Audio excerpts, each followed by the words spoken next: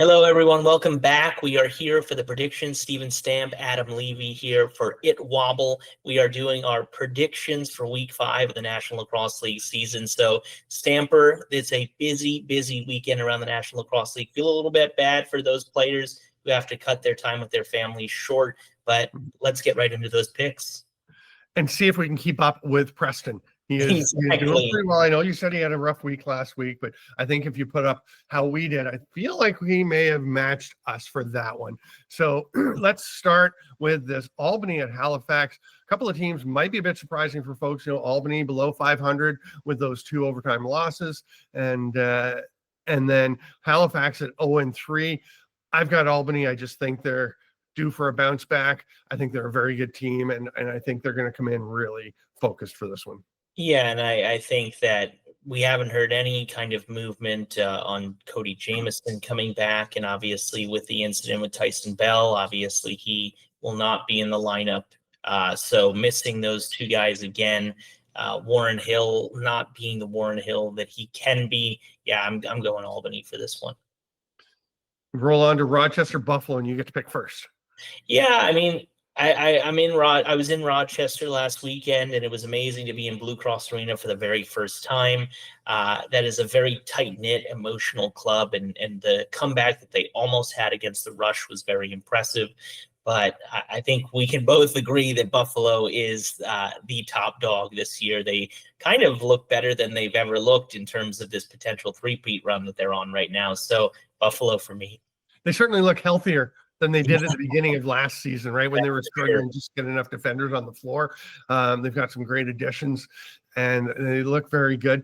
It is difficult often for teams coming off a bye week. I think historically teams that played the week before tend to do better than teams that are coming off the bye week, and it makes me think, is Rochester due? But it's just hard to go against Buffalo. I'll go with the Bandits, but I reserve the right to say, no, look what I said, that Rochester had a good chance. Let me sway you to definitely choose the Bandits, something that I didn't mention either.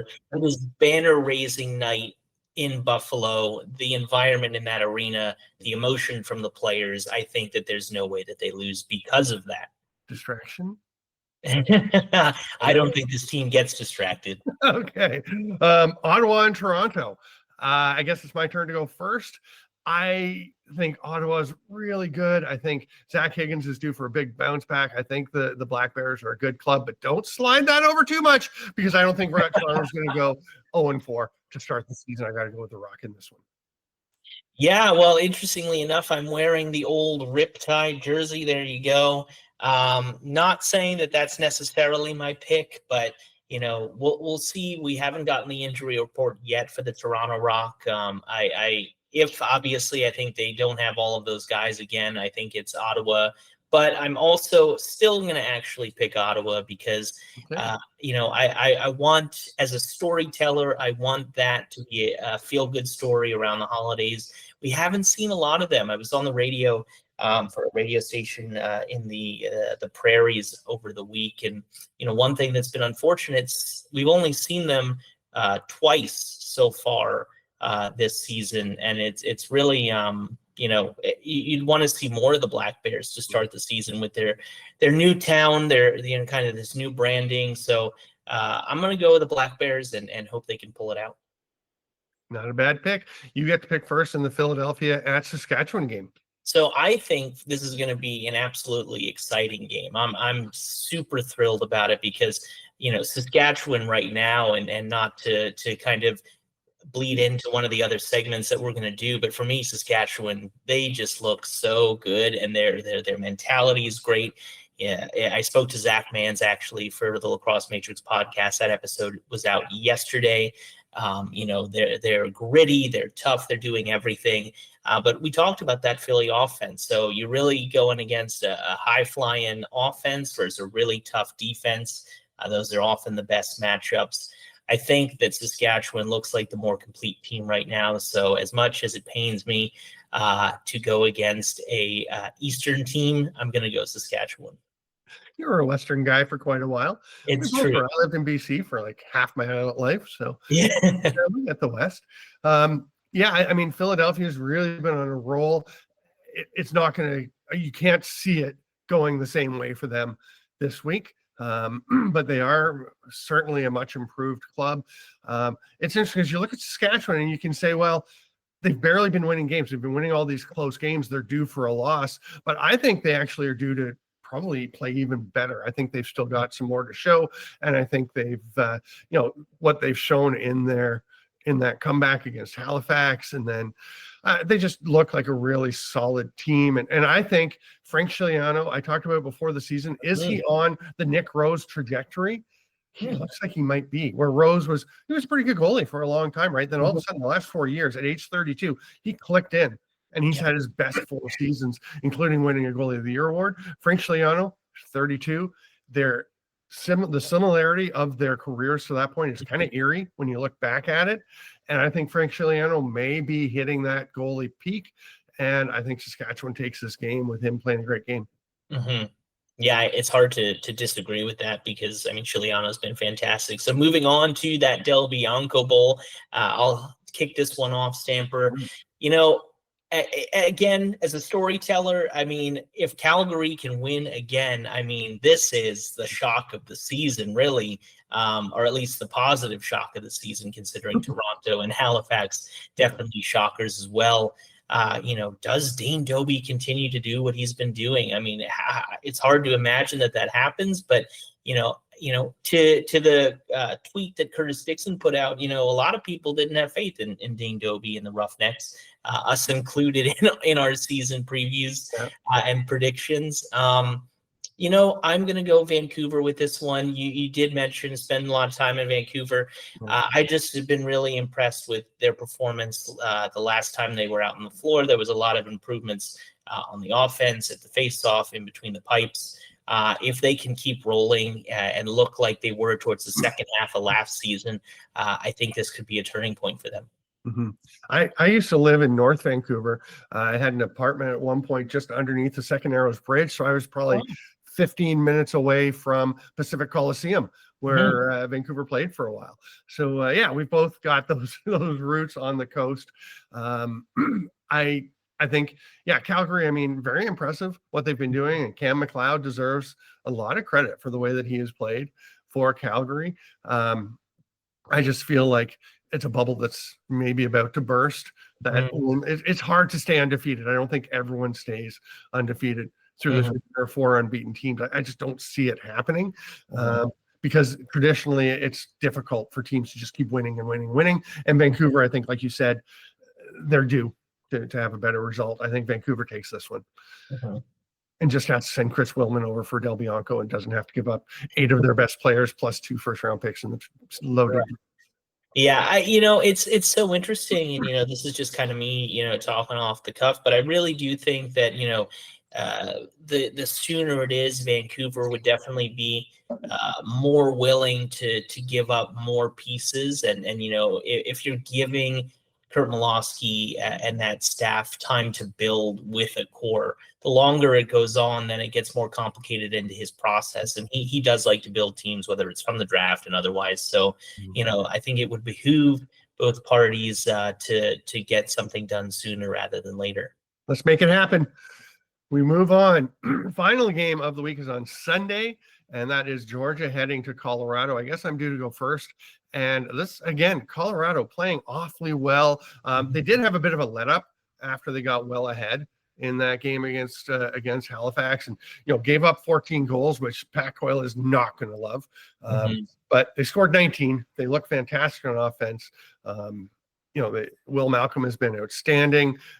Eli McLaughlin is relishing being kind of a role player. Right? To get a natural hat trick at one point in the game. He loves it. He loves the way that offense is coming together. I think Colorado's been really good, but I just said, not everyone's going to stay undefeated through this week, but there's something happening in Georgia. Dobson's been good. Lyle Thompson's playing the best he has in a while, which is really saying something. Adam Wiedemann and that defense, they've been terrific. Kaysen Tarbell, maybe one of the most overlooked defenders in the league. I think Georgia takes it and rolls out to 4-0. Yeah, it's hard to disagree with you on that one, but I think that other than Other than the Saskatchewan Wings game, I mean, this is the one that I have marked down that I just have to watch because I think it's going to be such an interesting battle. I think Colorado has looked improved this season. Obviously, again, when you're healthy, it sure does make a difference. But that offense is looking great. Dylan Ward looking much better. Yes, they did let up, and I'm sure that actually, even in a win, that those are the kinds of things that when you got a coach like Pat Coyle, a defensive-minded coach, where he's going to drill that in probably more than praising the offense. So I think it's going to be a low-scoring defensive battle. Brett Dobson, Dylan Ward, two solid defenses, and then two offenses. I think you were the one that mentioned that, or whether it was on the show or when we were texting, where, yeah, Lyle Thompson really looking like he's having is a 2018 year that he had, where he led the team in every category. Goals, points, and caused turnovers. Yeah. Goals, scoring, loose balls, and caused turnovers. Yeah, he looks like he's on that pace again to be near that. So he's looking phenomenal, which is awesome, and also the way he's scoring. So when it comes down to a pick, it's really a toss-up for me. As a storyteller, I'm gonna go Georgia. Okay. Because I do think that something's happening there. It seems like the pieces are coming together, kind of like Saskatchewan. They're finding ways where last year they couldn't pull out those tough, hard-fought wins. They're starting to do that, and I think that's a huge difference maker for them. And Brett Dobson has been really solid. Do we have time to take a quick peek at the making of the sausage, Craig? Okay, so I am curious, when you're waffling, I've kind of waffled some. Do you make your picks ahead of time, or do you finalize your picks when we're here on the show? I totally finalize my picks when I am on the show. Okay. I like to do it that way. Generally, when it comes to overthinking things a little bit, I start to get too in the weeds. I would say sometimes, but yeah. So I would say it's more of a instinctual thing. Okay. That's great to hear. I thought I was the only one who did that. I was so happy when you said that. I was expecting you both to be like, well, no, of course not. We looked through all this data and I'm looking at this and I'm looking at that. So to hear that just makes me feel that much better, because that's literally how I pick them every week on Yeti Talks. Is I'll watch everything, make my mind up, but for some reason when I'm staring at it, I get the feeling, and obviously my feeling doesn't work right because I'm 8-8, so I'm at 500. I wouldn't follow mine. Well, I would just add that, my entire life, and obviously I'm sure my wife would want it to be less time, but literally everything I do is looking through the data and the highlights and everything. So I think subconsciously I've done so much processing that, it's leading me towards a certain direction, but then, yeah, that final decision is definitely done on the spot. Yeah, I have a lot of mine picked before, just because I do look at like who's coming off a bye week, who's playing twice in a weekend, who's, how are the trends, who's due for a regression to the mean, and I try and look at all the statistical stuff. But I probably make at least 2 or 3 of my picks at the moment as well, where I talk myself into something, and like you said, overthink and twist myself into knots, and then eventually realize I've got to make a pick. Yeah. If we were doing like Twitch streaming and stuff like that, we could probably have hour or 2-hour long shows of just talking out our process and going through the data and stuff like that. Not saying that, we shouldn't do that as an idea, but, it's an avenue we could get down at one point. But fascinating concept, but we are not doing that today. We're going to wrap up for Inside the World of Box Lacrosse. Thank you, Adam Levy. I'm Stephen Stamp. Greg Beecher, again, thanks for doing all the hard work, going and putting everything together, making us look not too silly, and getting all the highlights and everything together. Really appreciate it. And we did not plan, by the way, to wear matching hoodies this week. It just worked out that way, but everyone's repping. I've got my Alice Rabeski Memorial mug that I'm drinking from. Adam's got his old Riptide jersey. We've got the Northeast Invitational hoodies. So lots going on this week in Inside the World of Box Lacrosse. Thanks for being with us. Happy holidays, Merry Christmas, whatever you celebrate, and thanks for being with us here on ITWOBL.